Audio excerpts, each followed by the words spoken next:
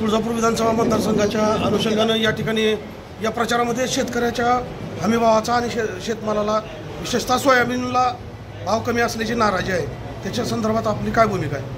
आज आपण पाहिलं आहे की प्रत्येक भाषणामध्ये किंवा प्रत्येक प्रचारामध्ये आम्ही सोयाबीनचा मुद्दा घेतलेला आहे। गेल्या 3-4 वर्षापासून सोयाबीनचा भाव या ठिकाणी उतरत चाललेला आहे। या ठिकाणी 4,900 रुपये हमी भाव असताना शेतकऱ्यांच्या हातात 4,000 रुपये सुद्धा पडत नाही। काय स्थिती आहे सध्या प्रचारामध्ये? शेतकरी काय म्हणतोय?